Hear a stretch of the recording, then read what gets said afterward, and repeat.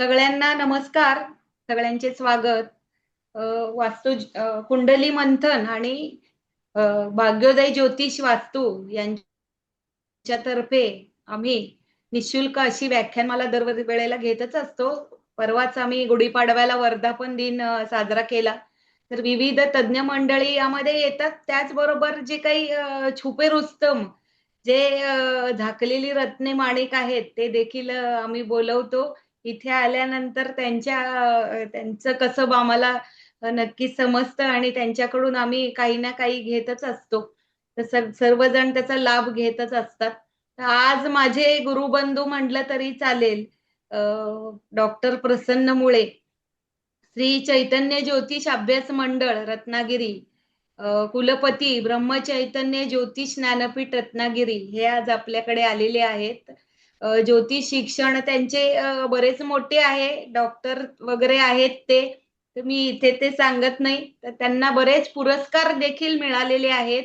त्यामध्ये विशेष म्हणजे मंदाश्री पुरस्कार, महर्षी अत्री वास्तुशिल्पी पुरस्कार, ज्योतिष नंदादीप पुरस्कार, कैलासवासी चंद्रहास भगवान दीन शर्मा जन्म शताब्दी पुरस्कार, उत्कृष्ट वक्ता पुरस्कार, रामरत्न पुरस्कार, ज्योतिष मार्तंड पुरस्कार, ज्योतिष रत्न पुरस्कार, ज्योतिषाचार्य पुरस्कार, सर्वोत्कृष्ट ज्योतिष संस्था म्हणून असे 3 पुरस्कार मिळालेले आहेत. त्यांची वाणी ओघवती आहे. त्यांच्या वक्तव्यातून आपल्याला ही समजेलच. तर आजपर्यंत 3000 पेक्षा जास्त विद्यार्थ्यांना ज्ञानदान केलेलं आहे. महाराष्ट्र आणि महाराष्ट्राबाहेर वेगवेगळ्या विषयांवर 350हून अधिक व्याख्याने युट्यूबच्या माध्यमातून विविध ज्योतिष विषयांवरील 100 पेक्षा जास्त व्याख्यानाचे व्हिडिओ प्रसारित झालेले आहेत. विविध विषयांवरील सुमारे 100हून अधिक कार्यशाळांचे यशस्वी आयोजन, अखिल भारतीय ज्योतिष अधिवेशन संयोजक समिती अध्यक्ष, सामाजिक दृष्टिकोनातून सलग 108 निशुल्क ज्योतिष व्याख्याने देऊन विश्वविक्रम करणारी त्यांची एकमेव संस्था आहे. आणि ज्योतिष मंथन या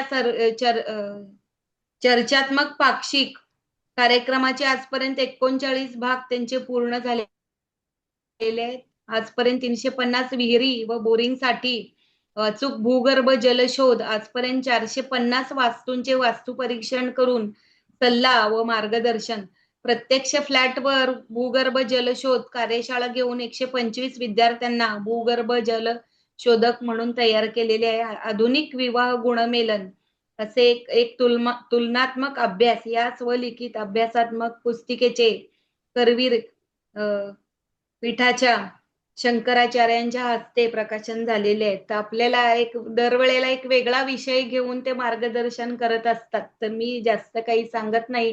त्यांच्या वक्तव्यातून आपल्याला समजेलच. मी सरांना विनंती करते की आपण सुरू करावे.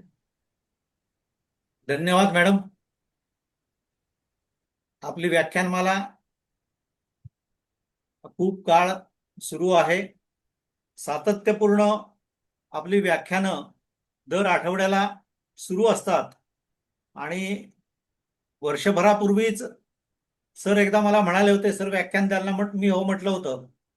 पण ती आज म्हणतात तशी आपल्याला आज मला संधी मिळालेली आहे. रणनवरे सर अनेकदा माझ्याशी बोलत असतात, आमचं चर्चा होत असते. ते अत्यंत अभ्यासू व्यक्तिमत्व आहे. त्याच्यामुळे मला जे लोक अभ्यासू म्हणून आहेत त्यांच्याशी बोलायला चर्चा करायला नेहमी आवडतं. नाशिकला कधी गेलं तर ते आवर्जून भेटतात आणि त्यांच्याकडे व्याख्यान देणं ही एक खूप आनंदाची गोष्ट आहे असं वाटलं. सुवर्ण मॅडम आणि ते दोघं जण मिळून हा एक जो काही बिडा त्यांनी उचललेला आहे की लोकांपर्यंत ज्ञानाचं कुठेतरी एक चांगलं काहीतरी पोचवूया, या दृष्टीने ही जी व्याख्यानमाला सुरू केलेली आहे तुम्ही, त्यासाठी तुमचं करावं तेवढं कौतुक हे कमीच आहे. आणि आज मला या व्याख्यानमालेमध्ये तुम्ही बोलावलं आणि मंगळासारख्या विषयावर बोलण्यासाठी मला बोलावलं, त्याबद्दल तुम्हाला सर्वप्रथम धन्यवाद देतो.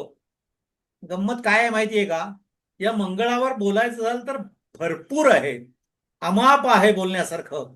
परंतु हा मंगळ मुळामध्ये आहे काय, कसा, हे समजून घेणं हे आजच्या काळामध्ये खऱ्या अर्थानं मोठी गरज आहे. असं म्हटलं तर ते वावगं ठरणार नाही. मुळामध्ये काय माहितीये का, हा मंगळ कसा आहे याचा ज्यावेळेला आपण विचार करतो ना, त्याच्या खगोलीय माहितीचा आपण जरी विचार केला तरी आपल्याला काही गोष्टी या फार महत्वाच्या इथं समजून येतात. हा जो ग्रह आहे हा लोह आणि ऑक्साईड याच्यापासून याचा सगळा पृष्ठभाग बनलेला आहे.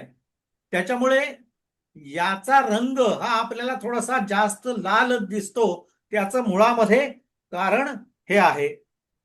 म्हणजे काय तर तो एक गंजासारखा पदार्थ हा या मंगळाच्या पृष्ठभागावर पडलेला आहे. त्याच्यामुळे त्याच्यामध्ये तप्त होण्याची प्रक्रिया जी आहे ही पण तेवढ्याच जास्त पद्धतीनं आपल्याला दिसून येते. तसं जर पाहायला गेलं तर सूर्यापासून हा चौथा ग्रह आहे आणि याचा व्यास हा सुमारे 6780 म्हणजे 79 किलोमीटर इतका याचा व्यास आहे. याला स्वतः भोवती फिरायला 1 दिवस लागतो. म्हणजेच काय तर 24 तास आणि 37 मिनिटं इतका वेळ याला स्वतः भोवती फिरायला लागतो.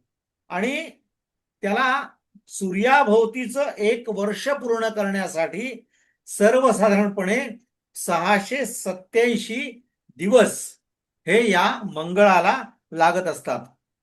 याला सुद्धा 2 उपग्रह आहेत मंगळाला. आणि या मंगळाचं वैशिष्ट्य 2 गोष्टी या इथं फार महत्वाच्या आहेत. मंगळ काय आहे हे समजून घेणं हे आवश्यक आहे. आज मंगळावर पाऊल ठेवणारे सुद्धा अनेक देश तयार होत आहेत. एवढंच काय तर मंगळावर जाऊन वस्ती करण्या इथपर्यंत आपण पुढं गेलेलो आहोत. एवढं असताना या मंगळाचा बाऊ आपण किती करायचा याचाही विचार आपल्याला करायचा आहे. त्या दृष्टीनं आज मी या व्याख्यानामध्ये थोडेसे मला जे काही कळतंय माझ्या अल्पमतीला ते आपल्यासमोर मांडण्याचा मी प्रयत्न करणार आहे. हा मंगळ हा सगळ्या खऱ्या अर्थानं फार वेगळा ग्रह आहे असं म्हणायला हरकत नाही. याच्यामध्ये या पृथ्वी तलावरचा किंवा या अवकाशातला सगळा पृथ्वीचा अवकाशात आहे आपली, तर या संपूर्ण ग्रहमालेतला सूर्यमालेतला सर्वात मोठा ज्वालामुखी हा या मंगळावर असलेला आपल्याला दिसून येतो. त्याचं नाव जे आहे ते ऑलिम्पस मॉन्स असं त्याचं नाव आहे. आणि त्याची उंची जी आहे ना ती सर्वसाधारणपणे साधारण 25 किलोमीटर अशी त्या मंगळावरच्या ज्वालामुखीची उंची आहे. आणि व्यास जो आहे तो साधारणपणे 600 किलोमीटरचा या ज्वालामुखीचा व्यास आहे. असा ज्यावेळेला उंचीचा एक ज्वालामुखी आहे त्याच वेळेला या मंगळावर एक फार खोल आणि फार मोठी अशी एक दरी सुद्धा आहे. ही फारच विशाल दरी आहे लक्षात घ्या. आणि या दरीला व्हॅलेस मरिनरीज असं नाव दिलेलं आहे. जी पृथ्वीवरील ग्रँड कॅनियन पेक्षा सुद्धा अनेक पटीनं मोठी अशी दरी ही या मंगळावर आपल्याला असल्याचं आता सिद्ध झालेलं आहे. म्हणजे जर तुम्ही पाहायला गेलात ना तर आज आपल्या विश्वामध्ये ज्या ज्या गोष्टी सगळ्यात मोठ्या आहेत त्यातल्या 2 महत्वाच्या गोष्टी या मंगळावर आहेत. आता याच्यामध्ये शास्त्रज्ञांना पाण्याचे सुद्धा पुरावे मंगळावर सापडलेले आहेत. परंतु मंगळ याची गुरुत्वाकर्षण क्षमता जी आहे ती खूप कमी आहे. त्याच्यामुळं या मंगळावर असणारं पाणी हे गोठलेल्या स्वरूपात किंवा बर्फाच्या स्वरूपामध्ये असल्याचं आपल्याला दिसून येतं. लक्षात घ्या. त्याच्यामुळे इथं थेट पाणी आपल्याला मंगळावर पाहायला मिळत नाही असं आपल्या आजपर्यंत शास्त्रज्ञांनी जे काही तिथं जाऊन शोध लावलेला आहे किंवा त्याच्यावरचा अभ्यास काही केलेला आहे त्याच्यामुळे या गोष्टी आपल्याला दिसून येतात. आज आपण मी म्हटलं असं मंगळावर जाऊन वस्ती करण्या इतपत आपण पुढे चाललेलो आहोत. आणि तरी सुद्धा आपण कुंडलीमध्ये मंगळाला दोषकारक मानतो. याचा प्रकर्षाने विचार आज आपण ज्योतिष अभ्यासक म्हणून खऱ्या अर्थानं करण्याची गरज आहे असं माझं स्पष्ट मत आहे. कारण याचा अभ्यास म्हणून ज्या वेळेला मी करतोय म्हणजे प्राथमिक गोष्टी आहेत त्या आहेत की मेष ते आणि वृश्चिक या त्याच्या दोन राशी आहेत. मकर ही त्याची उच्च राशी आहे, कर्क ही त्याची नीच राशी आहे. आता इथं गंमत अशी आहे, या राशींचा सुद्धा विचार करायला खऱ्या अर्थानं आपण अभ्यास करण्याची खऱ्या अर्थानं गरज आहे. मग मेषच त्याची मूल त्रिकोण का आहे याचाही विचार केला पाहिजे. मकरच त्याची उच्च काय, खरं शनी मंगळाला शत्रू म्हणतो, पण त्याच शनीची राशी मंगळाला उच्च काय. या मंगळाला कंट्रोल करणारा ग्रह कोण जर असेल तर तो शनी आहे, लक्षात घ्या. म्हणून त्याच्या राशीमध्ये हा मंगळ हा आपली कारकत्व ही अत्यंत योग्य पद्धतीनं देत असतो. त्याचा कुठंतरी जास्त नकारात्मक परिणाम तिथं आपल्याला जाणवत नाही. म्हणून त्याच्या या मकर राशीमध्ये हा मंगळ हा उच्चीचा ठरतो, कारण तिथं तो ज्या वेळेला कारकत्व देतो त्यावेळेला ती कारकत्व ही सर्व अर्थाने समृद्ध होण्यासाठी योग्य अशा प्रकारची कारकत्व हा मंगळ या मकर राशीमध्ये देत असतो. आता कर्क ही नीच राशी आहे त्याची, पण मुळामध्ये हा क्षत्रिय ग्रह आहे. तसं पाहायला गेला तर त्याची जी क्षमता आहे ती अग्नितत्वाची क्षमता आहे. आणि हा ग्रह कर्क या जलराशीमध्ये नीच होतोय, कारण याच्या सगळ्या ज्या क्षमता आहेत त्या जलराशीमध्ये कुठंतरी त्याच्या क्षमतांना एक आडकाठी निर्माण होते आणि तो तिथं कार्य करायला थोडासा कुठतरी कमी पडतो. म्हणून या कर्क राशीमध्ये हा मंगळ हा कुठंतरी कमी पडताना आपल्याला दिसून येतो. आता इथं पुढची आणखीन एक गंमत जर पाहिली तर आपण निसर्ग कुंडलीचा ज्या वेळेला विचार करतो त्यावेळेला तुम्ही जर बघितलं तर निसर्ग कुंडलीचं तृतीय स्थान म्हणजे ज्याला आपण पराक्रम स्थान म्हणतो, ते पराक्रम स्थान, त्याच्यानंतर षष्ठ स्थान की ज्या स्थानाला आपण शत्रुस्थान म्हणतो ते शत्रुस्थान, अष्टम स्थान म्हणजे आपल्या आयुष्याचं स्थान, या तीनही स्थानांना मालकी ही या मंगळाला आपल्या निसर्ग कुंडलीमध्ये दिलेली आहे. बुधा मंगळाचा शत्रू बरोबर आहे, पण तुम्ही जर इथं पाहिलं तर निसर्ग कुंडलीमध्ये तृतीय स्थानात आणि षष्ठ स्थानामध्ये मिथुन आणि कन्या या दोनही राशी बुधाच्या येत आहेत. पण त्या दोनही स्थानांमध्ये निसर्गाने या मंगळाला, निसर्ग कुंडलीमध्ये या मंगळाला तिथं कारकत्व बहाल केलेलं आहे किंवा त्याची मालकी ही बहाल केलेली आहे. आपण नेहमी म्हणतो पराक्रमाचा कारक कोण आहे तर मंगळ आहे, हे आपण नेहमी म्हणतो. आपल्या आरोग्याच्या दृष्टीनं आपलं षष्ठ स्थान त्याच्याकडे आपण पाहतो, आपल्या आयुष्याच्या दृष्टीनं आपण अष्टम स्थानाकडे पाहतो. आता इथं जर गंमत लक्षात घेतली तर 3 आणि 6 ही जरी बुधाची स्थानं असली, मूळ बुधाच्या राशी असल्या तरी मालकी मंगळाला तिथं मिळाल्यामुळं या दोनही स्थानांमध्ये मंगळ फार मोठा वाईट ठरत नाही. पुढचा भाग वेगळा आहे की तो कसा आहे, कोणत्या राशीत आहे, कोणाच्या युतीत आहे, कोणाच्या दृष्टीत आहे, कोणाच्या योगात आहे, हा भाग वेगळा आहे. त्याच्यावरून पुढे सगळं ठरेल. पण मुळामध्ये तिथं मंगळ कसा आहे याचा विचार सुद्धा आपल्याला करण्याची खऱ्या अर्थानं गरज आहे, लक्षात घ्या. आणि मग अष्टमस्थान, अष्टमस्थानात तर त्याची स्वतःची राशी येते निसर्ग कुंडलला आणि तिथेही त्याला मालकी दिली आहे. इथे गंमत बघा, 6 आणि 8 मध्ये या मंगळाला एकट्याला मालकी पण दिलेली नाहीये, त्याच्या जोडीला शनीला बसवलाय. म्हणजे मंगळ जेवढा वरवर उडण्याचा प्रयत्न करेल की ज्याची गरज नाहीये तर तेवढ्याला शमवण्याचं काम हा शनी करणार आहे. आणि म्हणून मग मंगळाची कारकत्व या स्थानांमध्ये चांगल्या प्रकारनं आपल्याला पाहायला मिळणार आहे. मुळात जेव्हा अष्टमस्थानामध्ये आपण आपले आयुष्य स्थान म्हणतो, मी मृत्यूस्थान म्हणत नाही, मी रोगाचं स्थान म्हणत नाही, मी आरोग्याचं स्थान म्हणतो, मी आयुष्याचं स्थान म्हणतो.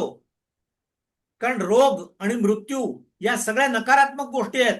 आपल्याला जर सकारात्मक दृष्टीनं पुढं पाहायचं असेल तर आपल्याला तिथं आरोग्य आणि आयुष्य असं त्याच्याकडे पाहण्याची खऱ्या अर्थानं गरज आहे. आणि मग जर आयुष्याकडे आपण खऱ्या अर्थानं पाहतोय तर तिथं असणारी नैसर्गिक राशी ही त्याचीच आहे. मग तिथं असणारा मंगळ हा सुद्धा आपल्याला त्याच ठिकाणी कुठेतरी चांगलं कार्य करताना आपल्याला पाहायला मिळतो.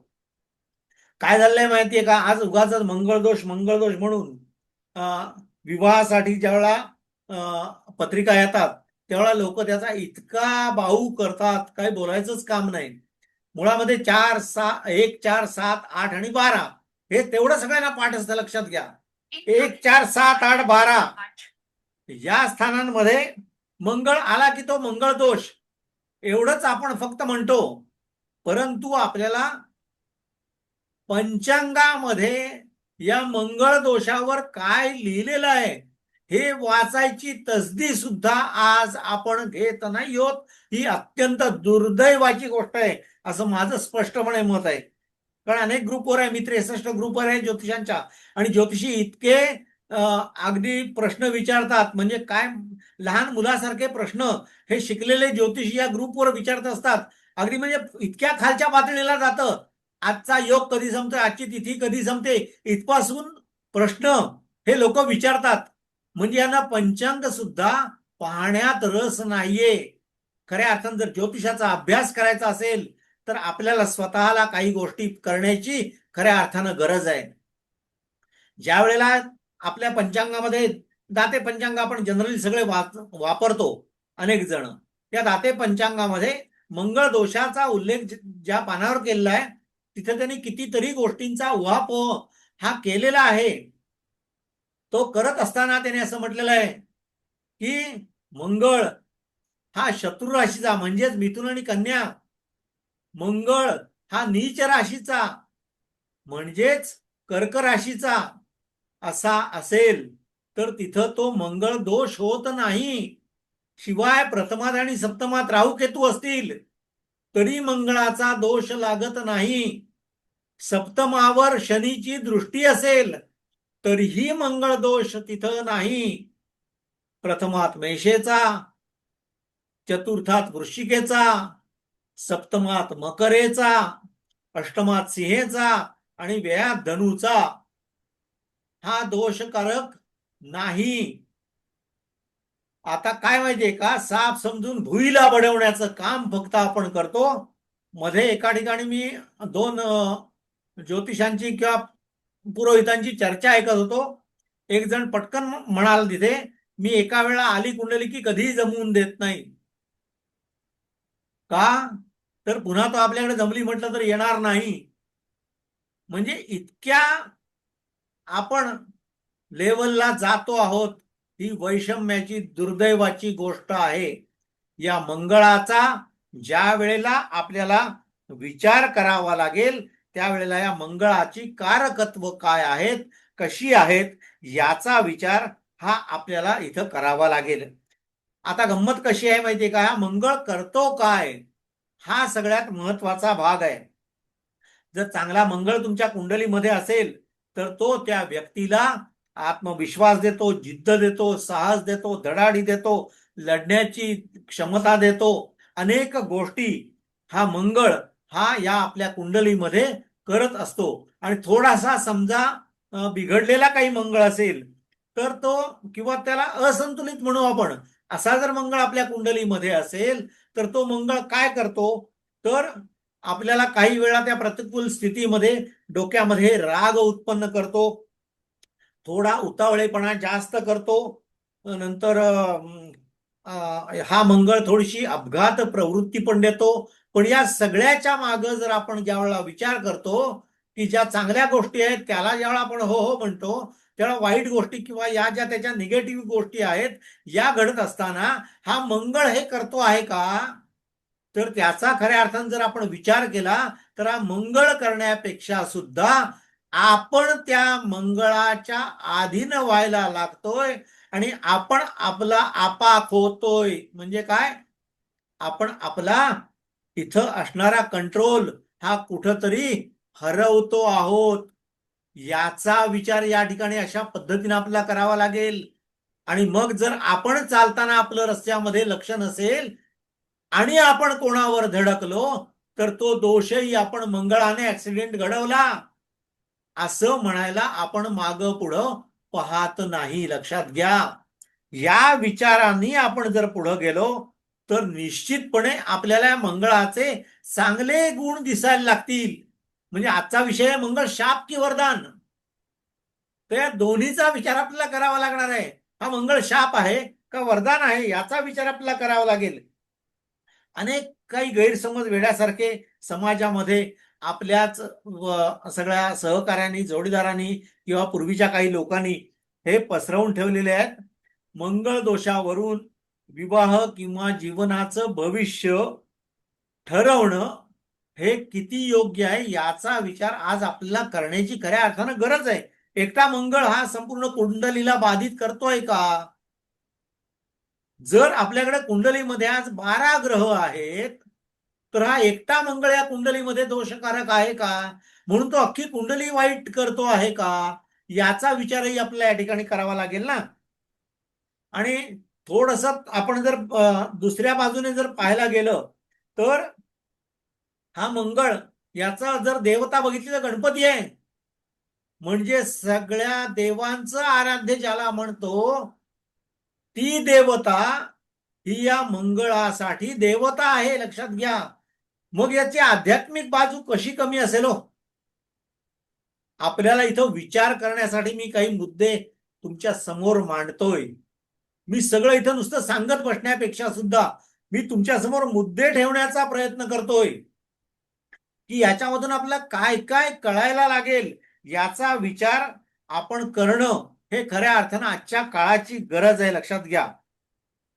म्हणजे गंमत अशी आहे की 1, 4, 7, 8 आणि 12 आता मंगळ हा काय करतोय तर तुम्हाला जिद्द देतोय, लढण्याची ताकद देतोय. त्याच्यामध्ये सुद्धा सगळ्यात पुढं राहून सेनापती म्हटलेला आहे मंगळाला, लक्षात घ्या. भूमिपुत्र म्हटलेला आहे, सेनापती म्हटलेला आहे. मग हा सेनापती जर असेल मंगळ तर तुमच्या माग फौज उभी आहे आणि मंगळ म्हणून आपण पुढे उभे आहोत याचा विचार करण्याची खऱ्या अर्थानं आज आपल्याला गरज आहे. म्हणजे समजा लग्न स्थानामध्ये मंगळ आहे तर ती व्यक्ती कशी असेल याचा विचार ज्यावेळेला आपण करतो. आपण फक्त एकच म्हणतो लग्नात मंगळ आहे लग्न करू नका. अरे काय करू नका वेड्या? ज्याच्या लग्न स्थानामध्ये मंगळ आहे तो अत्यंत धाडसी, पराक्रमी, कोणतंही काम करायला जरा सुद्धा न डगमगणारा, पुढं होऊन प्रत्येक कामामध्ये जाऊन कामाची पूर्तता करणारा असा हा लग्न स्थानामधला मंगळ आहे, लक्षात घ्या. आता गंमत अशी आहे, तुम्ही समाजामध्ये वावरत असताना एका गोष्टीचा अभ्यास करा की ज्या माणसाकडे अशी क्षमता आहे, धमक आहे, तो थोडासा इथून कुठंतरी रागीट हा असणारच आहे. कारण त्याला चुकीच्या प्रवृत्ती चालत नाहीत, चुकीच्या सवयी चालत नाहीत, त्याला खोटं बोलणं चालत नाही. तो सरळ मार्गी आहे. खऱ्या अर्थानं तो स्वतःचं काम अतिशय चांगल्या पद्धतीनं करतोय. त्याच्यामुळे त्याला इतर कोणाचं वाईट असेल तर ते चालत नाही. मग असा माणूस थोडासा चिडणार आहे. कारण त्याला तुमच्यामधले ज्या वेळेला आपल्याला गुण दिसत आहेत की आपण कुठेतरी कमी पडतोय तर अशा वेळेला हा मंगळ हा तुमच्यावर चिडणार आहे, रागावणार आहे, ओरडणार आहे. याचा विचार आपल्याला करावा लागेल. इथं बघा गंमत अशी आहे की लग्नस्थान, चतुर्थ स्थान या स्थानांचा विचार आणि 12वं स्थान यांचा विचार करताना सप्तमावर पडणाऱ्या दृष्टीचा विचार हा या ठिकाणी करण्यात आलेला आहे मुळामध्ये. कारण लग्नस्थानातून मंगळाची 7वी दृष्टी पडते. चतुर्थातला मंगळ आहे तेवढा तो 4थी दृष्टी ही सप्तमावर टाकतो. आता गंमत बघा, चतुर्थात ज्या वेळेला मंगळ असेल त्यावेळेला एक गोष्ट लक्षात घ्या, माणूस कितीही सामान्य परिस्थितीतला असू दे, चतुर्थातला मंगळ त्याला त्याच्या आयुष्यामध्ये चतुर्थाचं सगळं सुख दिल्याशिवाय राहत नाही. लक्षात ठेवून द्या. मग ते घर असेल, गाडी असेल, शेती असेल, या सगळ्या गोष्टी, मातेचं सुख असेल. लोक उलट म्हणतात चतुर्थात मंगळ आहे मातेचं सुख मिळणार नाही. असा विचार कधीही करू नका. चतुर्थामध्ये ज्या वेळेला मंगळ असेल त्यावेळेला त्या जातकाची माता ही मंगळासारखी स्ट्रॉंग असेल याचा विचार आपल्याला करावा लागेल. मग आपण आपल्या मातेशी संबंध कसे ठेवतो आहोत याच्यावर हा चतुर्थातला मंगळ हा अवलंबून राहील. तो 4थी दृष्टी सप्तमावर टाकतो आहे म्हणजेच त्याचं लक्ष आपल्या जोडीदाराकडे आहे हे लक्षात घ्या. मग त्याला जोडीदाराकडून सुद्धा तशा पद्धतीचा प्रतिसाद मिळणं हे अपेक्षित आहे.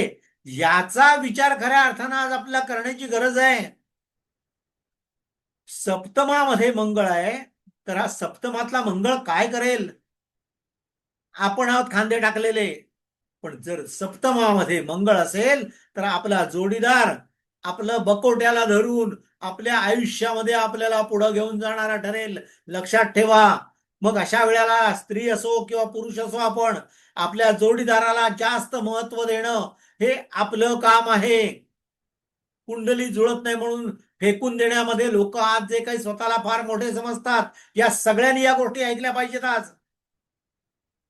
याचं कारण तिथं थोडीशी जर आपण ऍडजस्टमेंट केली तर हा सप्तमातला मंगळ आपलं आयुष्य बदलायला कारणीभूत ठरतो. हा विचार आज आपण करण्याची खऱ्या अर्थानं गरज आहे असं मला मत आहे. समजा आपला जोडीदार आपल्यापेक्षा जास्त प्रबळ असेल, असू दे ना, बिघडलं कुठं? दोघांनी मिळून आयुष्य पुढे न्यायचं आहे. मग थोडंसं आपण आपल्या जोडीदाराचं ऐकलं तर बिघडलं कुठं? हा विचार आज करायला नकोय का आपण? हा विचार जर आपण केला नाही तर कधी आपण अशा पद्धतीनं जर म्हणत राहिलं मंगळ दोषाची कुंडली आहे, हा, आणि कुंडलीला फेकायला लागलो तर एक दिवस हा मंगळ आपल्याला फेकल्याशिवाय राहणार नाही, हे लक्षात घ्या. त्याच्यानंतर अष्टमस्थान, मी मगाशीच म्हटलं अष्टमस्थान हे आपल्या आयुष्याचं स्थान आहे. तिथं निसर्ग कुंडलीला मूळ वृश्चिक राशी आहे. मग तिथला मंगळ हा मूळ तिथला मालकी असणारा मंगळ आहे. एक लक्षात घ्या, हा मंगळ इथं वृश्चिक राशी असल्यामुळं मी नेहमी म्हणतो, मेषेचा मंगळ म्हणजे सीमेवर लढणारा लढवय्या सैनिक, आणि वृश्चिकेचा मंगळ असेल आणि तो सुद्धा जर समजा खराब झाला असेल म्हणजे वृश्चिक राशीचा मालक म्हणून, तर तिथं मात्र एक लढवय्या होतो मेषेतला आणि वृश्चिकेतला कसाब व्हायची वेळ निर्माण होते. लक्षात घ्या, हा मेष आणि वृश्चिकेतला फरक आहे. तुम्हाला एक गंमत सांगतो, याचा विचारही करायला लागा. आपण उच्च राशी नीच राशीनी या गोष्टी ज्यावेळेला बघतो, शिकतो, अभ्यासतो, तुम्हाला एका गोष्टीची मी इथं मुद्दाम कल्पना देतो की मूल त्रिकोण राशी ही नेहमी उच्च राशीपेक्षा सुद्धा उत्तम फलदायक ठरताना आपल्याला पाहायला मिळते. याचा विचार खऱ्या अर्थानं आज होण्याची गरज आहे. नुसतं सर्टिफिकेट घेऊन दारावर बोर्ड लावण्यात मजा नाहीये. अभ्यास जर करायचा झाला तर अशा पद्धतीनं आपल्याला कुठेतरी पुढं जावं लागेल. याचा विचार आपल्याला अशा पद्धतीनं करायला लागेल.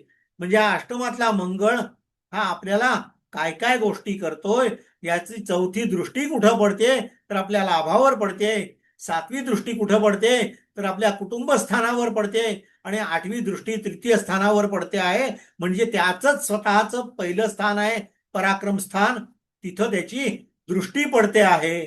मग आणि दुसरी गोष्ट, अनेक वेळेला असं म्हटलं जातं की याची दृष्टी वाईट त्याची दृष्टी चांगली, याचं स्थान चांगलं त्याची दृष्टी वाईट. अरे, इथं आपल्याला एका गोष्टीचा विचार करायला लागेल. किंवा शुभग्रह पापग्रह हे ज्यावेळेला आपण बोलतोय, म्हणजे मी मंगळासाठी म्हणून मुद्दाम या गोष्टी सांगतोय, कोणताही ग्रह शुभग्रह नाही आणि कोणताही ग्रह पापग्रह नाही, हे पहिल्यांदा आपल्याला शिकलं पाहिजे.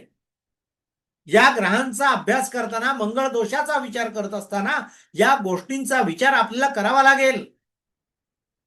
मी नेहमी एक विचार करतो, जेव्हा अस्तंगत ग्रह होतात, रवीच्या युतीत गेले ग्रह की अस्तंगत होतात. चंद्र सोडून द्या, चंद्र सोडून बाकी सगळे ग्रहांना म्हटलेलं आहे ना. मी नेहमी असा विचार करतो की रवी प्रमाणेच तेजस्वी ऊर्जावान, काही वेळेला रवीपेक्षा सुद्धा अत्यंत ताकदवान असा असणारा मंगळ हा रवीच्या सानिध्यात जाऊन सुद्धा तिथं अस्तंगत का होतो, तो होईल का, तो किती होईल, याचा विचार खऱ्या अर्थानं आपल्याला करावा लागेल. हा मंगळ काय काम नाही करणार याचा विचार आपल्याला करावा लागेल. रवी मंगळ एकत्र असणाऱ्या कुंडल्यांचा अभ्यास या ठिकाणी आपल्याला करण्याची खऱ्या अर्थानं गरज आहे. लक्षात घ्या, याचं कारण असं की हे रवी मंगळ ज्या वेळेला एकत्र असतात त्यावेळेला व्यक्ती प्रचंड तापट असते, पण ती प्रचंड ऊर्जा घेऊन पुढं जात असते, म्हणून तापट असते. त्या व्यक्तीमध्ये अखंड समाजाला पुढं नेण्याची खऱ्या अर्थानं क्षमता असते, म्हणून अशा व्यक्ती या थोड्याशा तापट आहेत असं आपल्याला जाणवतं. मी मगाशी म्हटलं असं, ज्याच्याकडे ऊर्जा आहे, जो काम धडाडीनं करणार आहे, त्याला आलतू फालतू मध्ये कोणीतरी रमत गमत काम करणार आलं तर नाही खपत. त्याला त्याच्या बरोबरीने जाणारा कोणतरी जर जोडीदार असेल तर तो योग्य वाटतो. आता इथे जोडीदाराचा विषय आला. आपण 1, 4, 7, 8 याच्यावरनं फिरतोय. 12 आलं, लक्षात घ्या. तर 12 येतंय, तर 12वं स्थान कसलं आहे बघा, मोक्षाचं स्थान आहे खऱ्या अर्थानं. तिथं व्यय म्हटलेलं आहे, पण व्यय आहे तो मोक्ष आहे. आणि या मोक्ष स्थानामध्ये ज्यावेळेला मंगळ असतो, त्यावेळेला सुद्धा या मंगळाची 8वी दृष्टी ही या आपल्या जोडीदाराच्या स्थानावर पडत असते. या दृष्टीचा विचार सुद्धा सकारात्मकपणे ज्या वेळेला आपण करू, त्यावेळेला या ग्रहांच्या दृष्ट्यांचा आपल्याला अभ्यास खऱ्या अर्थानं होईल. कोणताही ग्रह मी म्हटलं असं चांगला नाही आणि वाईटही नाही, तो कुंडलीमध्ये कसा पडलेला आहे याचा विचार आपल्याला प्रामुख्यानं करावा लागणार आहे. लक्षात घ्या, जर कुंडलीमध्ये ग्रह चांगला असेल तर त्याची दृष्टी सुद्धा चांगलंच काम करेल. जर कुंडलीमध्ये ग्रह खराब झाला असेल तर मुळातच जो ग्रह स्वतः खराब झाला, म्हणजे जो स्वतः आजारी आहे, तो दुसऱ्यावर उपचार काय करणार आहे. या नात्यानं कितीही चांगला ग्रह असला आणि तो जर खराब झाला असला तर तो आपल्या दृष्टीचं फल सुद्धा तसंच देणार आहे. लक्षात घ्या, नेहमी असं म्हटलं जातं की याची दृष्टी फल देईल आणि तो स्थानाला फल देईल, असा विचार अजिबात करू नका. प्रत्येक ग्रहाला दृष्टी आहे, प्रत्येक ग्रहाचा स्थानाचा महिमा आहे. तो आपलं स्थान पण चांगलं करेल, चांगला ग्रह, आणि दृष्टीचं पण फल चांगलं देईल. याचा दोन्हीचा विचार करण्याची खऱ्या अर्थानं आज आपल्याला गरज आहे. मला खूप बोलताय, मला विषय फक्त मंगळाचा दिलाय म्हणून, अन्यथा मी इतक्या गोष्टी तुम्हाला सांगितल्या असत्या, कारण मी आज वेगळ्या पद्धतीने या ग्रहांचे अभ्यास करतोय. मी राहू, केतू, हर्षल, नेपच्यून याच्यावर माझा जास्त फोकस आहे. या मंगळाचं कारकत्व असणारा आणखीन एक ग्रह आहे, तो म्हणजे हर्षल आहे. लक्षात घ्या, त्या हर्षलमध्ये सुद्धा मंगळाची कारकत्व आहेत. हर्षलमध्ये बऱ्याच ग्रहांची कारकत्व आहेत, पण त्याची तुलना मंगळाशी केली जाते, ती योग्य नाही असं माझं आजपर्यंतच्या माझ्या अभ्यासावरनं माझं मत झालेलं आहे. आता गंमत काय माहितीये का, धैर्य, साहस, पराक्रम, निर्णय क्षमता किंवा शारीरिक शक्ती, या सगळ्यांचं कारकत्व या मंगळाकडे दिलेलं आहे. आता हे सगळं असल्यामुळे याच्याकडे स्पर्धात्मक वृत्ती आहे, नेतृत्व गुण आहे, संघर्ष करण्याची क्षमता आहे, ताकद आहे. याला सगळ्यांचा मी मगाशी म्हटलं असं ग्रहांचा सेनापती म्हटलेला आहे.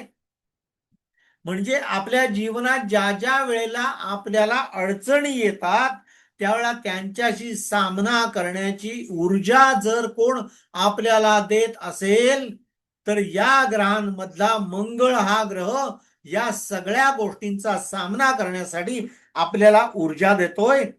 याचा विचार आपल्याला करता आला पाहिजे. जर सूर्य आपण आत्मा म्हणतो, चंद्राला मन म्हणतो, बरोबर आहे, तर मंगळ म्हणजे आपण नेहमी म्हणतो रवी आत्माकारक, चंद्र मनाचा कारक. मग मंगळ कोण आहे, आपल्या कृतीच्या शक्तीचा कारक, तो हा मंगळ आहे. लक्षात घ्या, आपला कृती करायला लावणारा कोण आहे, तर हा मंगळ आहे. आणि त्या कृती करण्यासाठी लागणारी जी शक्ती आहे याचा कारक ग्रह हा मंगळ ग्रह आहे. आणि काय माहितीये का, नुसतं विचार करून काहीही बदलत नाही. आपल्याला प्रत्येक वेळेला कृती करावी लागते. जर आपण कृती केली तरच याच्यामध्ये बदल होऊ शकतो, अन्यथा नुसतं म्हणून किंवा नुसतं बोलून काहीही होणार नाही.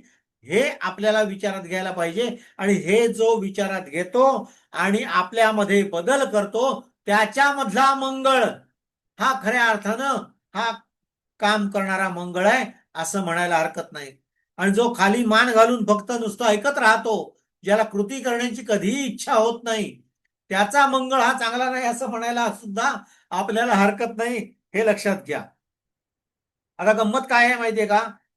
कुंडलीमध्ये असणारा बलवान किंवा शुभ, आता मी हे बोलताना सुद्धा मी जसं मगाशी म्हटलं की कोणताही ग्रह शुभ नाही आणि कोणताही अशुभ नाही, पण बलवान किंवा शुभ मंगळ म्हणजे काय?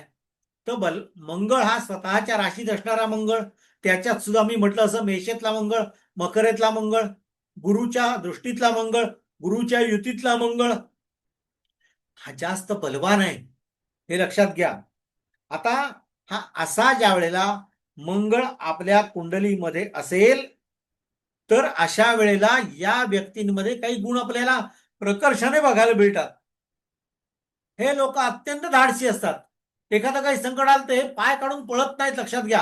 हे त्या संकटाचा सामना करायची तयारी ठेवून पहिल्यांदा पुढे होणारे हे लोक असतात, लक्षात घ्या. त्यांच्याकडे प्रचंड नेतृत्व गुण असतो, प्रचंड म्हणजे प्रचंड असतो. लोकांना पुढे घेऊन जाऊन लोकांच्या अडचणी ज्या असतील त्या स्वतःच्या शिरावर घेऊन त्या सोडवण्याचं काम करणारा जर कोणता ग्रह असेल तर तो मंगळ आहे, लक्षात घ्या. मग इथं रवीशी तुलना करू नका, रवीचं कारकत्व वेगळं आहे, पण मंगळ हा या सगळ्यामध्ये फार मोठं काम करणारा ग्रह म्हणून आपण त्याच्याकडे पाहायला पाहिजे.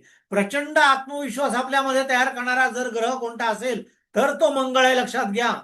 नाहीतर तुमच्यामध्ये आत्मविश्वास येणारच नाही. जर तुमचा मंगळ काम करत नसेल तर तुमच्यामधला आत्मविश्वास कधीही तुमच्यामध्ये राहणार नाही. निर्णय क्षमता ही चांगली असेल, योग्य वेळेला कठोर निर्णय घेण्याची क्षमता असणारा व्यक्ती म्हणजे त्याचा मंगळ जागृत असलेला असा व्यक्ती असं आपल्याला म्हणायला लागेल. अनेकदा आपण म्हणतो की मला कठोर निर्णय घ्यावे लागतील, आपण घेत नाही, लक्षात घ्या. त्यावेळेला आपण आपल्या कुंडलीचा मंगळ बघा, किंवा तात्पुरता समजा एखाद्याचा मंगळ त्या काळात कसा आहे त्याचाही विचार या ठिकाणी आपल्याला करायला लागेल. या मंगळाला स्पर्धेचा कारक म्हटलेला आहे, बरोबर आहे, खेळाडूंचा कारक म्हटलेला आहे. आपण अनेक लोकांच्या कुंडल्यांमध्ये हा मंगळ बघतो, पण तुम्हाला मी गंमत सांगतो, अनेकदा होतं कसं, अशा अनेक लोकांच्या कुंडल्यांमध्ये असणारा मंगळ हा खराब असून सुद्धा या व्यक्ती अत्यंत चांगल्या पद्धतीनं पुढे गेलेल्या आपल्याला दिसून येतात. म्हणजेच याचा महत्वाचा भाग असा आहे की मंगळ म्हणजे सगळेच ग्रह ज्यावेळेला गोचरीनं फिरत असतात त्यावेळेला आपल्या कुंडलीवर होणारा प्रभाव आणि परिणाम याचा ज्या वेळेला आपण विचार करू त्यावेळेला त्या पद्धतीनं आपल्याला त्याची फलं ही आपल्याला पाहता येतील, हे लक्षात घ्या. आणि नुसतंच आपण खेळांमधला विचार करून नाही चालणार, हे लक्षात घ्या. म्हणजे सगळ्या खेळांमध्ये जे मैदानी खेळ आहेत याच्यामध्ये मंगळाचं कारकत्व आहेच, पण त्याच्यात सुद्धा सैन्यातले अधिकारी आहेत, नंतर इंजिनिअरिंग मधले जे अभियंता ज्याला आपण म्हणतो असे अभियंते आहेत, शल्य विशारद म्हणजे ऑपरेशन करणारे डॉक्टर्स आहेत. या सगळ्यांमधला मंगळ हा महत्वाची भूमिका ही बजावतो.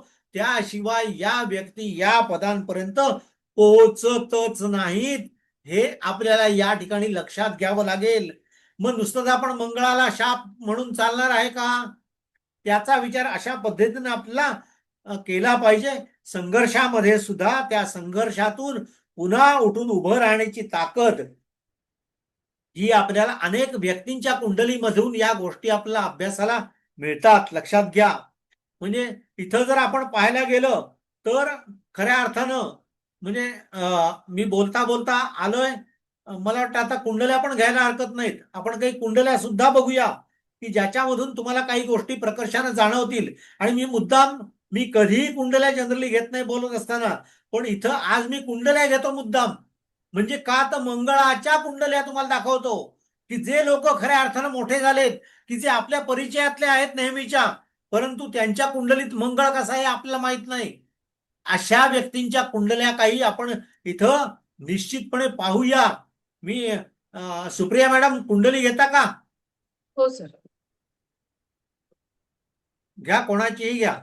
ऐश्वर्या रायची आहे सर. ओके ओके ओके, मुद्दाम घेतले. आता ऐश्वर्या राय, तुम्ही गंमत बघा, या कुंडलीचा ज्यावेळेला आपण विचार करतोय त्यावेळेला सप्तमामध्ये हा मंगळ या ऐश्वर्या रायच्या कुंडलीमध्ये असलेला आपल्याला दिसून येतोय.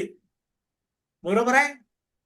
आता तुम्ही जर पाहायला गेलात तर आता ऐश्वर्या रायची कारकीर्द बऱ्यापैकी संपत आलेली आहे असं म्हटलं तरी ते वावगं ठरणार नाही. पण जो काळ एकदा सुपर डुपर हिट होण्याचा आला तो कोणाच्या ह्याच्यामध्ये आला तर तो तिच्या मंगळाच्या कारकिर्दीच्या काळातच. आता मंगळाची वय आहेत अनेकांना माहिती आहेत नसतील तर पुन्हा सांगतो. 24 आणि 28 ही मंगळाची वय आहेत.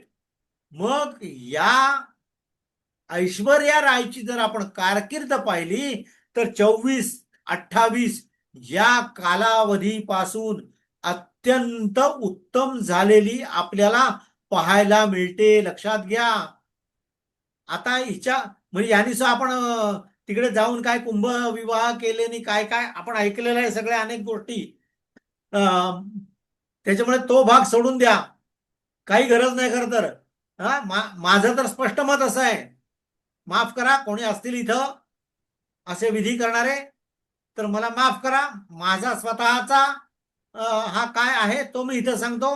माणूस आपलं आयुष्य घेऊन जन्माला आलाय, प्रारब्ध घेऊन जन्माला आलाय, त्याचप्रमाणे त्याच्या आयुष्यातल्या सगळ्या घटना घडणार आहेत.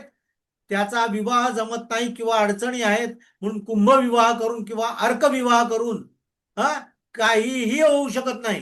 हे माझं स्पष्ट मत आहे आणि ते कधीही बदलणार नाही. अशा गोष्टी केल्या म्हणून हे झालं असं होऊ शकत नाही. म्हणून आम्ही सांगतो, आम्ही शिकवताना शिकवतो की कुंडलीतला विवाह योग हा आहे. एखाद्या कुंडलीमधला विवाह योगच उशिरा असतो. विवाह योग ग्रहांच्या वयांप्रमाणे येत असतात. मंगळ आला इथं म्हणून सांगतो.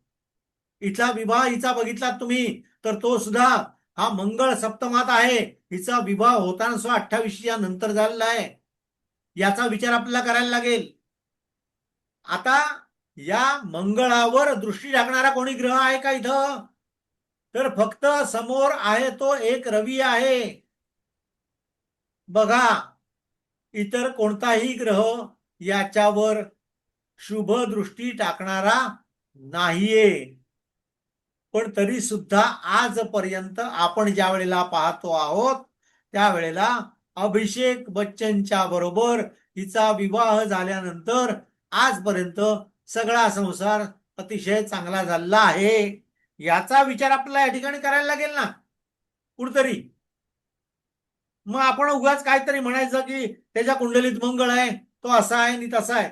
इथं जर तुम्ही पाहायला गेलात तर ज्या काही आपल्याला गोष्टी दिलेल्या आहेत, प्रथमात मेषेचा, चतुर्थात वृश्चिकेचा, सप्तमात मकरेचा, अष्टमात सिंहेचा, या ज्या काही गोष्टी आहेत ना इथं जर पाहायला गेला तर मंगळ मेषेचा आहे म्हणजेच मूल त्रिकोण राशीचा हा मंगळ आहे.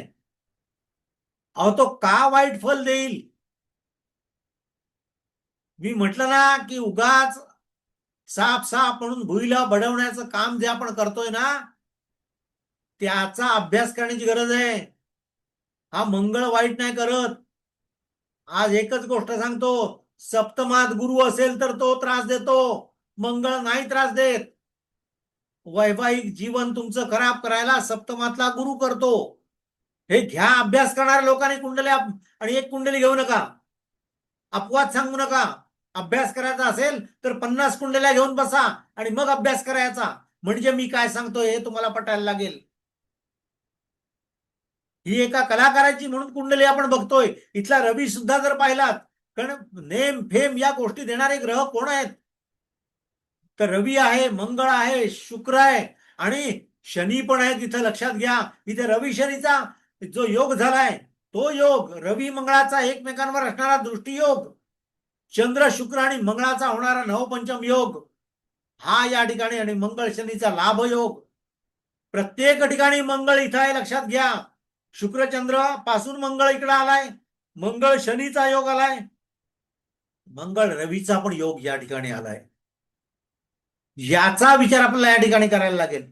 हा मंगळ काय करतोय, या लोकांना पुढे कसा नेतोय याचा ज्यावेळेला आपण विचार करतो त्यावेळेला आपल्याला असा मंगळ हा इथं कार्य करताना दिसून येतो. हा चांगला आहे मंगळ. एखाद्याच्या पुढच्या कुंडल्या बघू आपण, त्याच्यात कदाचित एखादा खराब झालेला मंगळ पण असू शकेल. कळते का कुंडली मी काय सांगतोय ते? हा, अरे वा, छानच घेतलीत. ही बघा, ही विराट कोहलीची कुंडली आहे. मग आता रिटायरच्या जवळ आलेला माणूस आहे. मला वाटतं आता त्याचा वयाचा जर विचार केला तुम्ही तर बघा, 38 वर्ष वय झालंय, तरी सुद्धा आता तो इतका सुंदर खेळतो आहे. त्याच्या चतुर्थात मंगळ आहे. आजपर्यंतच त्याचं वैवाहिक जीवन हे अत्यंत सुंदर आहे. तो ग्राउंडवर सुद्धा बॅटवर करून पहिल्यांदा आपल्या बायकोला फ्लाइंग किस देतो. हे आपण अनेकदा मॅच पाहताना बघतो आहोत. त्याची हाफ सेंचुरी झाली, सेंचुरी झाली की तो पहिल्यांदा आपल्या बायकोला करतो हात दाखवून हलवून. इतकं प्रेम बायकोवर आहे ना. हा चतुर्थातला मंगळ सप्तमावर दृष्टी टाकतोय. लक्षात घ्या, या दृष्टीचं काय वाईट फल मिळतंय हे सुद्धा आपल्याला या ठिकाणी अशा पद्धतीनं विचार या कुंडल्यांचा करताना, नुसता लग्नात आहे, चतुर्थात आहे, सप्तमात आहे, अष्टमात आहे म्हणून टाक कुंडली, असं नका करू. आजचा काळ तर या मंगळ दोषाचा राहिलाच नाहीये. मुळामध्ये मी म्हटलं तसं आपण विचार करत असताना स्त्रियांच्यासाठी 24 वर्ष वय, पुरुषांच्यासाठी 28 वर्ष वय, आणि त्याच्यामध्ये जर मंगळ बिघडलेला असेल तर स्त्रियांसाठी पण 28 वर्ष आणि पुरुषांसाठी 28 वर्षाच्या वरचा काळ. हा आपण त्याचा विचार अशा पद्धतीनं करतो. पण इथं एक गोष्टीचा विचार हा आपल्याला करावा लागेल की आजच्या काळामध्ये होणारे विवाह हे मुळात 28च्या आधी होत आहेत का, हा मूळ मुद्दा या ठिकाणी आपल्या विचारात घ्यावा लागेल. यांनी केलं लग्न हा भाग सोडून द्या.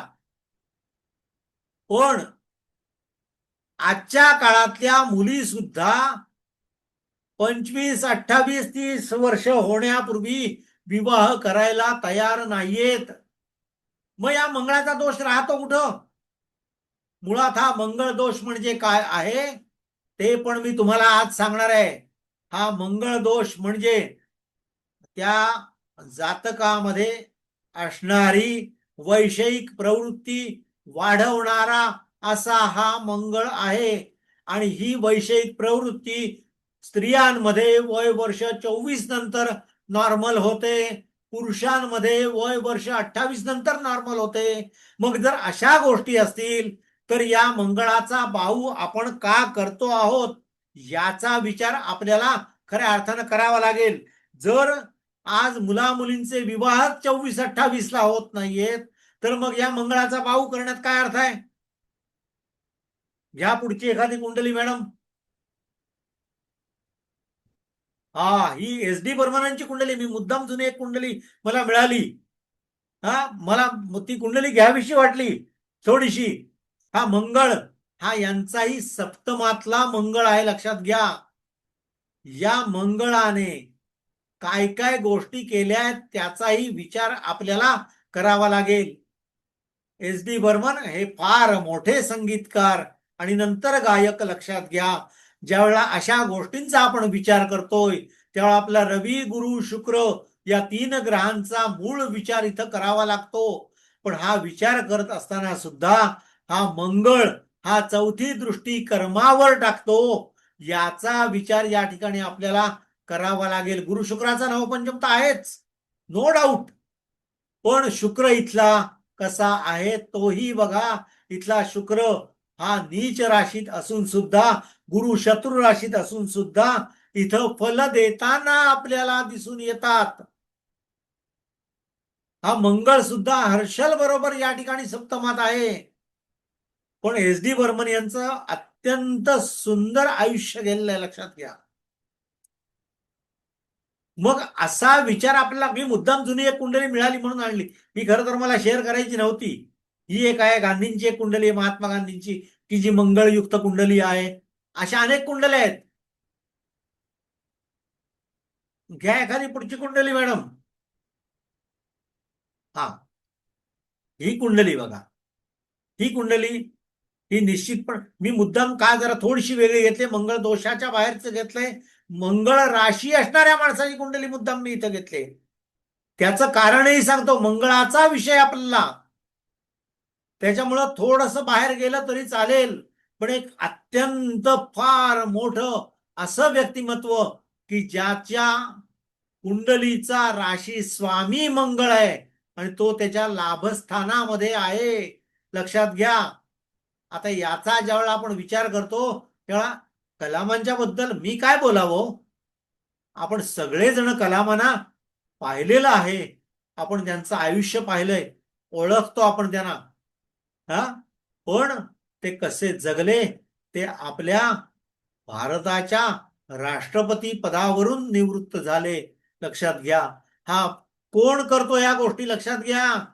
या सगळ्या गोष्टी घडवणारा जर कोणी असेल तर या रवी शुक्राच्या बरोबरीनं हा मंगळ, की ज्यांच्या लाभस्थानामध्ये आहे कुंडलीच्या, या मंगळाने यांना या सगळ्या गोष्टी दिलेल्या आहेत. योग्य वेळेला योग्य निर्णय घेण्याची क्षमता ही यांच्याकडे दिलेली आहे. हे लक्षात घ्या. म्हणजे मी काय सांगतोय, कलामांच्या काळातल्या गोष्टींचा जर आपण विचार केला, मग त्या अणु चाचण्या असतील किंवा आपल्या संरक्षण क्षेत्रामधले सगळ्यात मोठे निर्णय घेण्याची ज्यावेळची परिस्थिती होती, त्यावेळेला या कलाम सरांच्या काळचा जो आपण विचार आहे तो आपला करता येईल. त्या दृष्टीने हा मंगळ हा कसा आहे याचा एक तुम्हाला मी नमुना म्हणून सांगितलं.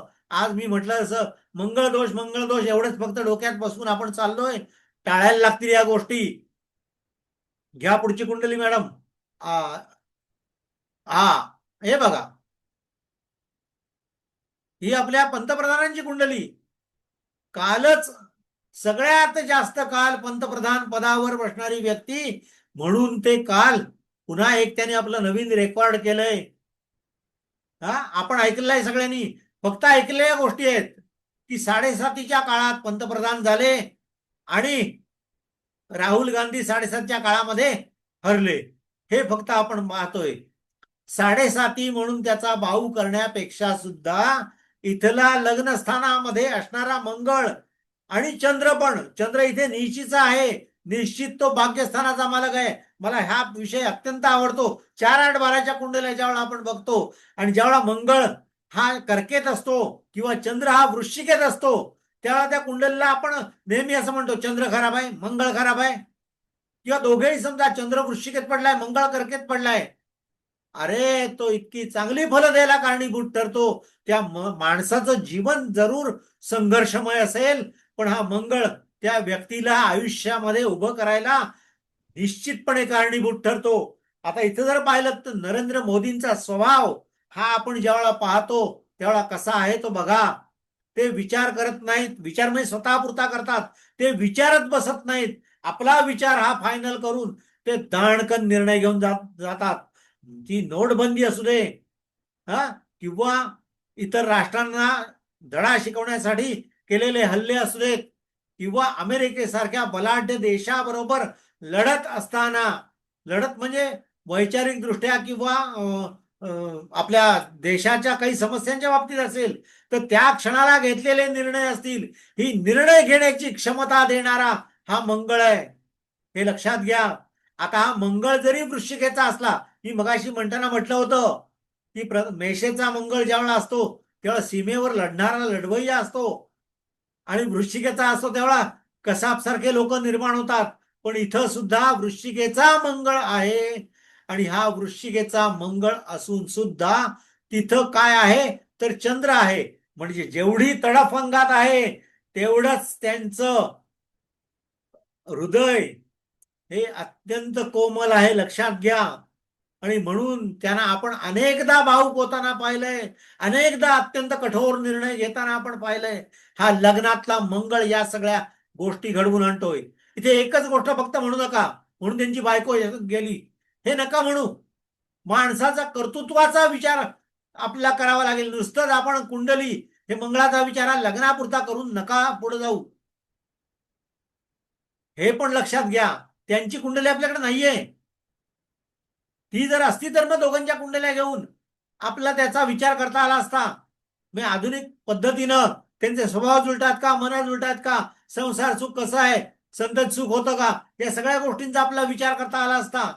पण इथं आपण मंगळाचा विचार करण्यासाठी ज्या वेळेला कुंडल्या घेतोय, म्हणजे मंगळ शाप की वरदान हा विषय आहे. ह्याच्यात फक्त विवाह योगाचाही विचार येत नाहीये. म्हणून मी इकडे तिकडे खेळतोय हे बोलताना. मला अत्यंत मजा वाटते बोलताना. असे काही विषय ज्यावेळेला येतात तेव्हा मला बोलायला पण खूप आवडतं. कारण ह्याच्यावर बोलण्यासारख्या अनेक गोष्टी आहेत. आणि या अनेक गोष्टी आपल्या कधी कळतात, आपण ज्यावेळेला पत्रिका बघत राहतो कायम, त्यावेळेला आपल्या गोष्टींचा अभ्यास हा होत राहतो. मी अनेक नवीन नवीन नियम ज्योतिष शास्त्रामध्ये आतापर्यंत मांडत आलोय. ते नियम मांडत असताना मी 300-300, 400-400 कुंडल्या समोर ठेवून त्याचे विचार करतोय, अभ्यास करतोय आणि मग मी माझे नियम मांडतोय. मला मंगळा कधीही वाईट दिसला नाही, लक्षात घ्या. मला मंगळा कायम चांगला दिसत आला. माझ्या स्वतःच्या कुंडलीमध्ये मिथुनेचा मंगळ आहे. आता इथं ज्योतिषी आहोत आपण, आपल्याला कळलंच पाहिजे की मिथुनेचा मंगळ आहे तो 32व्या वर्षानंतर देणार. कारण मिथुन राशी आहे, बुधाची राशी आहे, वय वर्ष 32 आहे बुधाचं. तो देणार आहे, तो थांबवणार नाही आपल्याला, निश्चितपणे देणार आहे. आणि त्या मंगळाने मला इतके उत्तम लाभ दिलेले आहेत सगळे. माझा तर चतुर्थेश मंगळ आहे, तो लाभात आहे माझ्या. नुसताच 1 4 7 8 12चा मंगळाचा विचार न करता याप्रमाणे सुद्धा विचार करण्याची खऱ्या अर्थानं आपल्याला गरज आहे. मंगळ काय करतोय, काय देतोय, याचा विचार आपण जर करू शकलो तर हा मंगळ हा निश्चितपणे आपल्याला आयुष्यामध्ये पुढं घेऊन जाताना दिसतो. लक्षात ठेवा. या पुढं ही बघा मुकेश अंबानींची कुंडली आहे. यांच्याही सप्तमामध्ये मंगळ आहे. आणि इथं जर त्याच्या जोडीला आणखीन तुम्हाला मी सांगतो, यांचा सप्तमेश शुक्र सुद्धा षष्ठात आलाय, रवी बरोबर आलाय, अस्तंगत झालाय, केतू सोबत आलाय. परंतु यांचं वैवाहिक जीवनाचा ज्या वेळेला आपण विचार करतो आहोत तर ते अतिशय चांगलं वैवाहिक जीवन हे मुकेश अंबानी यांचं असल्याचं आपल्याला पाहायला मिळतंय. लक्षात घ्या. म्हणजे सप्तमामध्ये मंगळ असून देखील या गोष्टी आपल्याला दिसत आहेत ना. आणि तेवढंच काय मी म्हटलं असं की सप्तमेश शुक्र षष्ठात आहे. आज त्यांचंही वय मोठं आहे. दोघांचाही विचार केला तर, नीता अंबानींचा विचार केला तरी, मुकेश अंबानींचा विचार केला तरी आता ते 60च्या पुढे असतील बघा साधारणपणे. अगदी 60 म्हणजे 50 ते 60 याच्यामध्ये तर निश्चित असतील. आता या जन्म बघितला तुम्ही तर कळेल तुम्हाला किती वर्ष वय झालंय. 1957चा जन्म आहे बघा. म्हणजे 70 वर्ष वय झालंय अंबानींचं. नीता अंबानींचा चेहरा बघितलाय कसा असतो बघा. त्यांची मला मिळाली नाही कुंडली पटकन, म्हणून मी ही कुंडली घेतली. मुकेश अंबानींचा चेहरा ज्यावेळेला आपण बघतो तर त्यावेळेला निश्चित तो कधीही चेहरा मरगळलेला तुम्हाला दिसतो का बघा. कुठंही बघा तुम्ही. याचं कारणच ते आहे की त्यांचा हा जो मंगळ आहे, या मंगळाने त्यांच्या चेहऱ्यावरचं हास्य, म्हणजेच नीता अंबानींनी खऱ्या अर्थानं त्यांच्या चेहऱ्यावरचं हास्य हे फुलवलेलं आहे. मी यांचा, कारण नीता अंबानींना पण आपण सगळेजण बघतो, IPL ला तर कायमच बघतो, मुकेश अंबानींना पण बघतो. मग नीता अंबानींचा चेहरा आठवा. कधीतरी त्यांच्या चेहऱ्यावर कुठेतरी दुःखाची झालर तरी आपल्याला दिसते का बघा. म्हणजे मुकेश अंबानींचं जीवन सगळं पुढे नेण्यासाठी या नीता अंबानींचा म्हणजेच सप्तमातल्या मंगळाने काय केलंय हे मला तुम्हाला दाखवायचं या ठिकाणी. ह्याच्यासाठी अंबानींची कुंडली ही या ठिकाणी मी मुद्दाम घेतलेली आहे. म्हणजे आपल्याला अभ्यास नुसता करत असताना एका बाजूने न करता सगळ्या बाजूने जर त्याचा विचार आपण केला तर या गोष्टींची कल्पना ही आपल्याला योग्य पद्धतीनं येऊ शकते. लक्षात घ्या. आता मंगळ, मी मगाशी म्हटलं असं, ज्या ज्या लोकांचा मंगळ हा स्ट्रॉंग आहे तो त्यांच्यामध्ये थोडासा तापटपणा असणार आहे. कारण त्यांचं रक्त हे सळसळलेलं असणार आहे कायम. ते चैतन्याने भरलेले असणार आहेत आयुष्यभर. मग लोक म्हणतात माझ्या मुलाचा स्वभाव कधी बदलेल. अरे कसा बदलेल?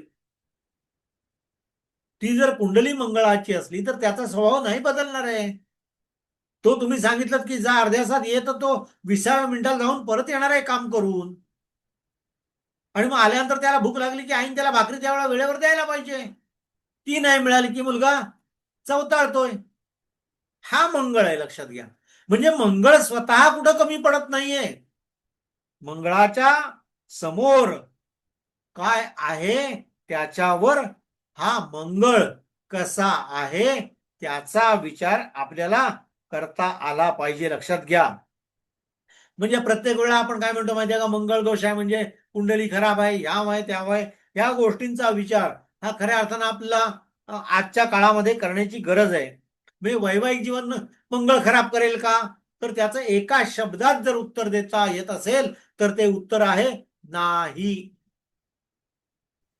मंगळ वैवाहिक जीवन खराब करणार नाही. किंवा फक्त हा मंगळ बघून आपण कुंडलीचं भविष्य सगळं सांगणार आहोत का? नाही ना. इतर उरलेल्या 11 काळांचा विचार आपल्याला करावा लागेल ना. म्हणजे मंगळ हा शाप नाहीच आहे मुळात. तो कदाचित वरदान ठरेल, पण शाप निश्चितपणे ठरणार नाही, लक्षात घ्या. याच गंमत काय माहितीये का, आपण एका बाजूचा विचार करणं थांबवलं पाहिजे. मंगळाच्या खोलात शिरलं पाहिजे, आणि खोलात जास्त नाही शिरलात तरी चालेल. मंगळाची साधी साधी कारकत्व काय आहेत त्याचा विचार करा. अनेकदा लोक असं म्हणतात की मंगळ निश्चित आहे म्हणून वाईट आहे. अरे नका म्हणू. तो अनेकदा चांगलं काम करताना दिसून येतो.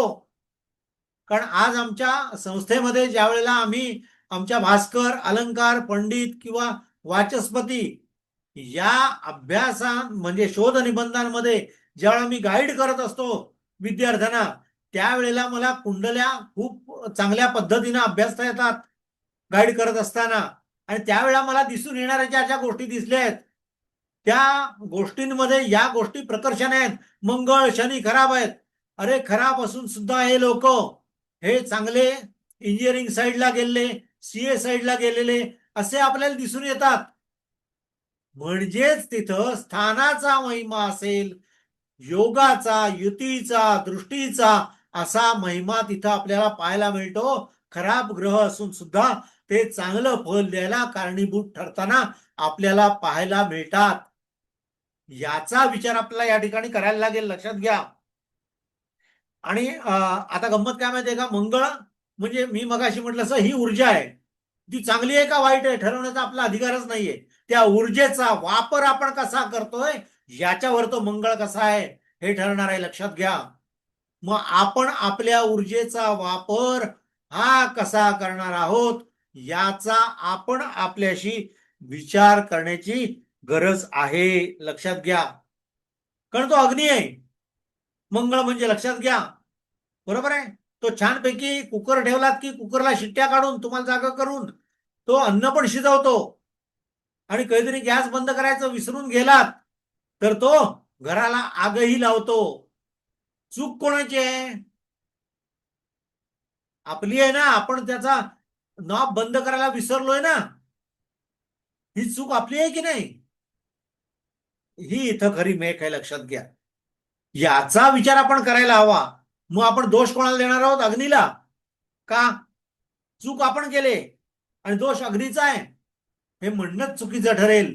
त्यामुळे मंगळाचा उगाच काहीतरी बाऊ न करता या मंगळाला खऱ्या अर्थानं समजून घ्या. त्याची ऊर्जा जर आपण संयमाने जर आपल्या आयुष्यामध्ये वापरायची ठरवलं आणि ती वापरण्याचा प्रयत्न केला तरी सुद्धा आपण आपल्या आयुष्यामध्ये अतिशय चांगल्या पद्धतीनं, चांगल्या अनुशासनाने आपण आपल्या आयुष्यामध्ये पुढे जाऊ शकतो. हा विचार आपल्याला या ठिकाणी करावा लागेल. त्याच्यामुळे शेवटी आपल्याला एकाच गोष्टीचा, मॅडम झालाय वेळ का? हो. हा नाही म्हणजे मला जागा करायला लागतं म्हणून म्हटलं, कारण माझं लक्ष नव्हतं घड्याळाकडे वगैरे काही. म्हणजे तिथं आपल्याला एकाच गोष्टीचा विचार करताना मंगळ दोषच म्हणून याचा विचार न करता मंगळ हा शाप नाही, तर तो आपल्यामध्ये असणाऱ्या सामर्थ्याचा स्रोत आहे, असं या ठिकाणी आपल्याला म्हणावं लागेल. आणि आपला विवेक, संयम आणि आपण करतोय ती योग्य कृती याच्यासह तो आपल्या जीवनाला वरदान ठरणारा असा हा मंगळ आहे, असं म्हटलं तर ते वावगं ठरणार नाही. एवढं या ठिकाणी म्हणतो आणि माझ्या वाणीला मी विराम देतो. आज मला या ठिकाणी आपण बोलावलं आणि या ठिकाणी माझे तोडके मोडके विचार मांडण्याची जी मला संधी दिली त्याबद्दल मी आपल्याला धन्यवाद देतो आणि थांबतो. जय हिंद, जय ज्योतिष. धन्यवाद सर. नमस्कार. अतिशय प्रभावी वक्तव्य आपण मंगळावर केलं आणि बरेच गैरसमज मंगळाविषयी असणारे लोकांचे नक्कीच दूर झाले असतील आज. तर धन्यवाद सर. नमस्कार सर. नाही, नमस्कार नमस्कार. एक विनंतीस मान देऊन आजचं नाही व्याख्यान नाही द्यायला नाही, आलात. अहो आजचं विनंती नाही. व्याख्यान आजचं व्याख्यान द्यायला आलात त्याबद्दल मी आभार व्यक्त करतो. मंगळ हा अमंगळ नाही आहे, हे पुन्हा एकदा तुमच्या वाणीतून सिद्ध करून दिलं तुम्ही. मी कैक वेळा मी म्हणतो, मी सामुद्रिक हस्तरेखाशास्त्राचा अभ्यास करत असताना मंगळ हा ऊर्जेचा कारक आहे, ऊर्जेचा स्त्रोत आहे. Yes. स्त्रोत तुम्ही तुमच्या जीवनामध्ये कसा उपयोग करायचा ते महत्वाचं आहे. हाच गोष्ट तुम्ही आज परत ज्योतिषाच्या विविध पत्रिकेच्या अनुषंगाने सर्वांच्या समोर आणून दिलं, त्याबद्दल तुमचे मनपूर्वक आभार आभार आभार. यातही आपण असेच एखादं वेगळ्या विषयाचे व्याख्यान देण्यास यावं, मी अशी पुन्हा एकदा विनंती करेन तुम्हाला. आले सर्व श्रोत्यांचे मनपूर्वक आभार, सर्व ज्योतिषांचे आभार आणि मुळात म्हणजे मुळे सरांचे मनपूर्वक आभार व्यक्त करतो. सूत्राविधी समारोप करा. धन्यवाद सर. आज अगदी प्रभावी वक्तव्याचा अनुभव सर्वांनी घेतलाच असेल. परत एकदा ज्योतिषशास्त्राच्या क्लासमध्ये बसून आपण शिकतोय असं थोडंसं वाटलं. धन्यवाद सर, त्याबद्दल मनपूर्वक धन्यवाद. आणि आज सर्व उपस्थित ज्योतिष प्रेमींचे आणि आपले मी आभार व्यक्त करते आणि आजचा कार्यक्रमाचा समारोप करते. प्रसन्न सर, हा ज्योतिषाचं व्याख्यान आमचं गेल्या पाडव्याला वर्ष झालं, ते अविरतपणे चालू आहे. दुसरी गोष्ट, आता ही व्याख्यान मला आमची आहे म्हणून आम्ही कधी व्याख्यान अजून दिलेलं नाहीये. आम्ही सगळे बाहेरचे जे काही छुपे जे काही धूमकेतू आहेत अचानक चमकणारे, त्यांच्या बुद्धीचं चमक हे काढायचा आम्ही प्रयत्न केलेला आहे. बरोबर. तुमची आता पण आमचा ग्रुप आहे म्हणून आम्ही दर दिवसाला दर 15 दिवस आम्ही व्याख्यान कधीच दिलेलं नाही. मी नाही दिलं, सूत्रविंताईन दिलं. मी दुसऱ्या वेगवेगळ्या वक्त्यांना आम्ही आमंत्रित केलेलं आहे. बरोबर. आणि टेक्निकल सपोर्टसाठी अक्षय हे आमच्यासाठी अविरत काम करतात आणि त्यांना आम्ही काही पैसे पण देत नाही. विशेषत्वाने सांगावंसं वाटतं की त्यांचे पण मी आभार मानते. कोणत्याही प्रकारच्या मोबदल्याची अपेक्षा न करता हा अक्षय चिंचवणकर म्हणे आम्हाला प्रत्येक गोष्टीत मदत करतो. आम्हाला कॉम्प्युटरचं ज्ञान नाही, मला तर त्याहून नाही, सूत्राचं ज्ञान नाही. तर मी त्याला एकदा शब्द दिला, म्हणलं असं असं अक्षय करशील का? सर म्हणे तुमच्या शब्दाबाहेर आहे का?